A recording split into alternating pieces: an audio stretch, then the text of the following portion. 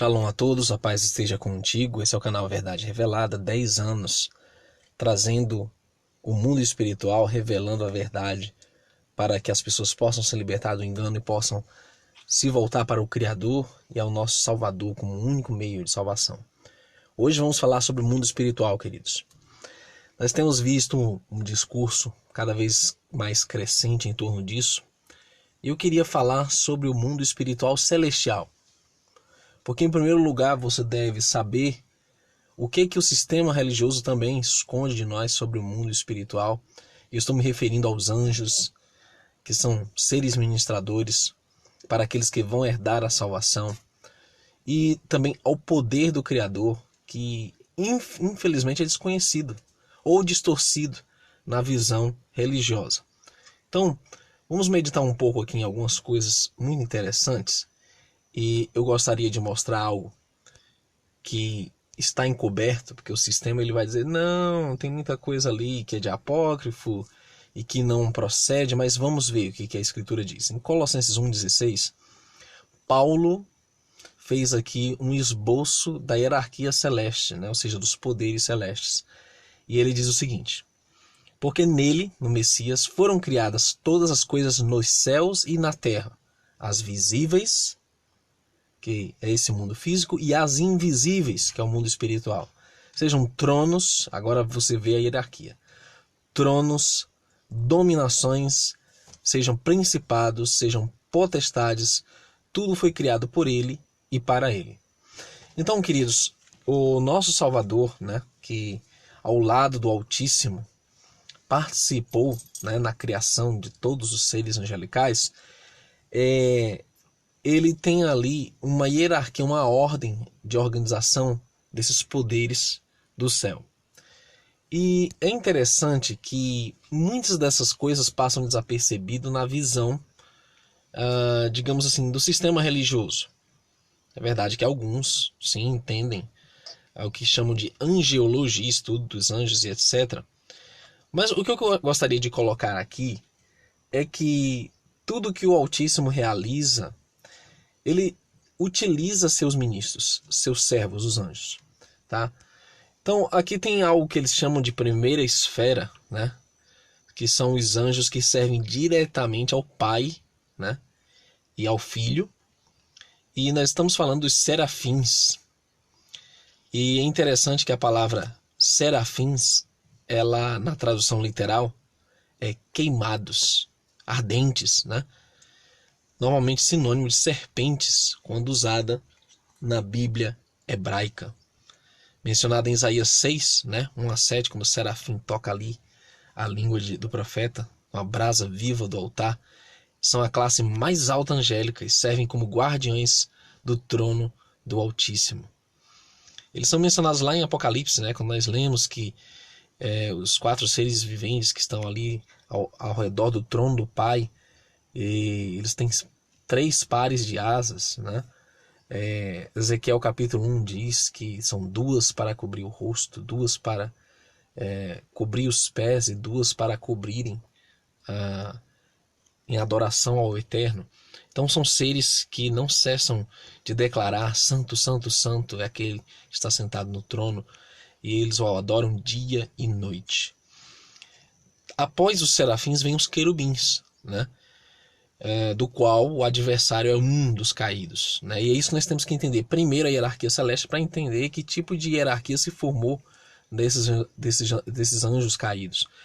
Então o querubim, né, ele tem 4 rostos, conforme a Bíblia fala, né, em Ezequiel. Um rosto é de homem, outro de boi, outro de leão, outro de águia. E esses símbolos eram utilizados em cada 4 tribos de Israel, ao todo 12, né? Cada 3 tribos tinham um símbolo desse para denotar ali cada classe de tribos. E eles também remontam ali os 4 evangelhos, né? Que mostram aspectos da humanidade do Messias, do sacrifício dele, da realeza dele e também da divindade dele. E o uso moderno do inglês obscureceu a distinção entre querubins e puti, mas aí nós temos a tradução de um querubim, né, ele cobre o trono do Altíssimo. Ele estava ali também próximo ao trono do Pai.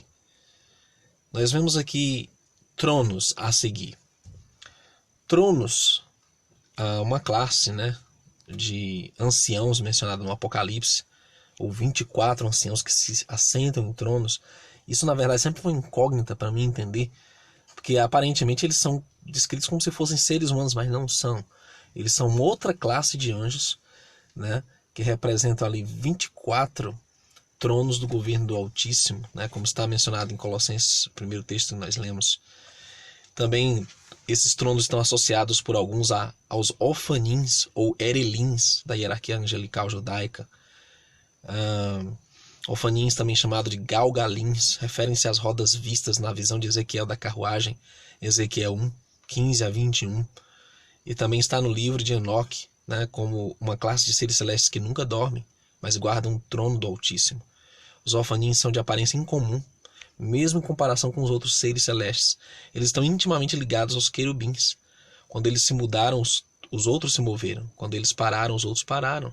Quando eles se levantaram da terra, as rodas subiram junto com eles para o espírito dos seres vivos. Querubins estava nas rodas, Ezequiel 10, 17. Então é como se eles se portassem como carruagens, né, de outros anjos, mas eles são parte ali dessa hierarquia. Nós temos aqui a segunda esfera de anjos. Isso é muito interessante, porque tudo no governo do Eterno é organizado. E nós temos também os governadores celestes da criação, sujeitando e guiando, governando os espíritos, os outros anjos. E nós temos os domínios ou senhorios, assim como o adversário tem territórios que são representados por líderes ali que dominam aquele local, o Criador também tem seus domínios ou senhorios de seus anjos poderosos no comando de outros milhares de anjos. Isso é fantástico, porque nós temos que entender, queridos, que foi apenas 1/3 dos anjos que caíram do céu. Existem outros 2/3 ou 66% dos anjos que trabalham por Criador e estão ao nosso favor. Isso é tremendo. Os domínios, né, do latim dominatio, são apresentados como hierarquia dos celestes, seres celestes, senhorios, em algumas traduções. Os domínios regulam os deveres dos anjos inferiores, e é apenas com extrema raridade que esses senhores angélicos se tornam fisicamente conhecidos por humanos. Acredita-se que os domínios pareçam seres humanos divinamente bonitos com um par de asas emplumadas, muito parecidos com a representação comum de anjos, mas eles podem ser distinguidos de outros grupos empunhando orbes de luz presos à cabeça de seus cetros ou no pomo de ouro suas espadas. Eu acredito que eles têm uma estatura bem maior do que outros anjos. Temos as virtudes, que são aqueles dos quais são feitos sinais e milagres no mundo. O termo parece estar vinculado ao atributo poder da raiz grega dynamis, o que vem da palavra dinamite, né? Explosão, poder. Efésios 1:21 também é traduzida como virtude ou poder. São apresentados como coro celeste, as virtudes, né? Anjos ministradores que operam milagres, que exercem ali uma obra mais próxima, né? Mais ela é manifestada mais diretamente sobre os seres humanos. Poderes ou autoridades, né? Também chamado potestades. O dever primário é a supervisionar os movimentos dos corpos celestes para garantir que os astros permaneçam em ordem, sendo anjos guerreiros também se opõem a espíritos malignos, especialmente aqueles que fazem uso da matéria do universo, frequentemente lançam espíritos malignos a locais de detenção. São como guardas, né? São como agentes policiais do céu. Esses poderes, queridos, essas autoridades, elas foram colocadas pelo Eterno também para frustrar a obra de anjos malignos. Um anjo apenas desses é capaz de neutralizar qualquer ação demoníaca. Imagina um batalhão deles ao seu redor. E é isso que nós devemos orar diariamente, para que o Eterno nos cubra com seu escudo, cubra com suas asas, que acampe seus anjos ao nosso redor. Temos a terceira esfera, que são os anjos que funcionam como guias celestes, protetores e mensageiros dos humanos. Nós podemos chamá-los aí de principados ou governantes, como está em Efésios 3:10, anjos que guiam e protegem as nações, o grupo de povos e instituições como o povo dele, né? Famílias, etc. Os principados presidem grupos de anjos e os encarregam de cumprir o ministério divino. Alguns que administram, outros que ajudam. Então esses estão mais diretamente ligados com o povo do Altíssimo. Temos os arcanjos, como Arcanjo Miguel, que é mencionado, né, no livro de Daniel. É aquele que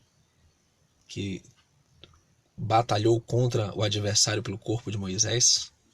E essa palavra arcanjo, né, significa o chefe dos anjos, né, aquele que está encarregado dos anjos, como está em 1 Tessalonicenses 4:16 e Judas 1:9. Miguel, Gabriel, Rafael, Uriel são nomes de arcanjos. E, aliás, eles eliminaram o livro de Enoque na Bíblia, então nunca ninguém ia ouvir falar sobre Rafael ou Uriel, né, no livro de Esdras, por exemplo, mas que em outros lugares é tido como canônico, né?